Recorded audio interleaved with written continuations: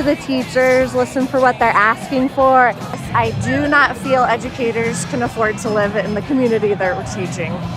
That is an absolute fact. I can't afford to live in the community where I teach without a second income. No one I know can afford to live in our community. This is what democracy looks like! So this is about the students in Colorado. It's about the teachers that teach those students. So I'm excited that we've come together as a whole state to be here today. Somehow we have to come together, and I don't care what side you come from. This is not a political issue. For me, it's actually becoming a moral issue. Not enough! Not enough! Not enough! Not enough! Legislators, I want you to listen. Look around. Look at all these teachers. You say you believe in us, but show us that you believe in us. Listen to the stories of our students. Listen to the stories of your educators. Just make sure you show them that you value them. I mean, what's our most valuable gift? It's our children.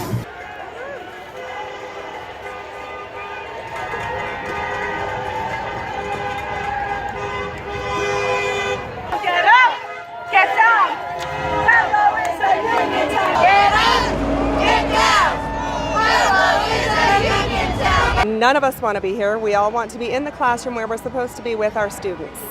We have to be here because we want a multi-year contract, and after being frozen for 5 years, where we are is not fair.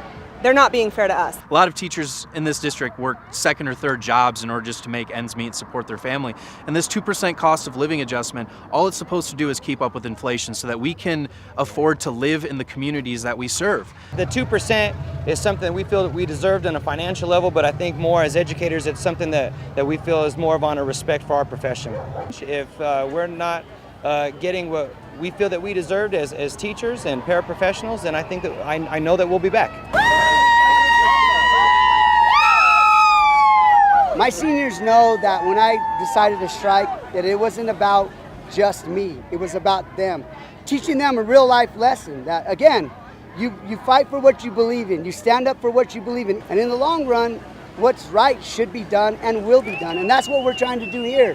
What's right will be done and should be done. Yeah! Pueblo strong! Yes! Pueblo teacher! Pueblo! I would simply say to the board of Pueblo, as the rest of the region sees the value of teachers and sees that market begin to rise, they're going to continue to lose ground. Pueblo will find it harder and harder to be able to get qualified and high-quality teachers. So I have been devoted to the district and my school, and I love my job, I love my kids, but I do have to pay my bills, and I need to be able to trust the board to do what they should do and what is right.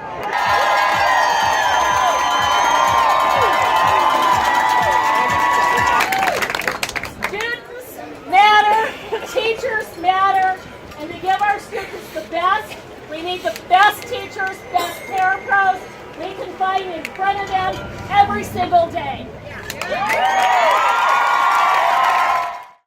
We are walking and knocking, asking our neighbors and fellow voters to support Amendment 73. It was impressive to see how many people in our community have already voted, are planning on voting. People in Canyon City are actually taking a real vested interest in their schools. You know, this is something that we really need here in Colorado. We've been underfunding our schools for so long, and we see the impacts of that daily in the classrooms and the work sites and how students are impacted by that. So we know that in certain communities where we have a large achievement gap for our students of color, we want to make sure they have those supports and resources that they need. Smaller class sizes, more adults to be meeting their needs in the classroom, more mental health supports, more supports for poverty, things like hunger and things that, students come into many of our schools without the things they need to be successful.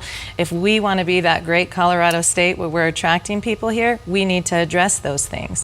These funding initiatives are going to be very helpful to our district for buildings, for staff. And then a huge thing that we want to tackle in Littleton and Colorado is mental health support. I think that's huge. And 73 is something that can really help with that. And we feel like our students deserve the best.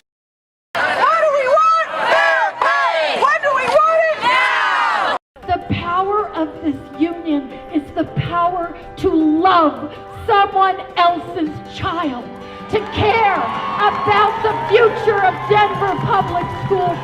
We're striking because teachers deserve a predictable and transparent salary that is competitive with other districts. I went to school to help students, and we're just asking district to give us a livable wage so that we can do that.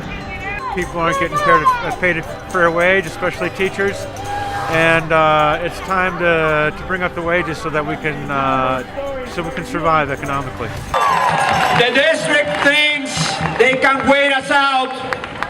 We will show them that they are no longer allowed to dictate the terms of our agreement, because we are the professionals in the classroom, and we know what works best for our kids. We are demanding a raise and more transparent base pay so that we can stay here for our kids. There's so much turnover. It's really disappointing to see your veteran teachers leave for better pay into different careers.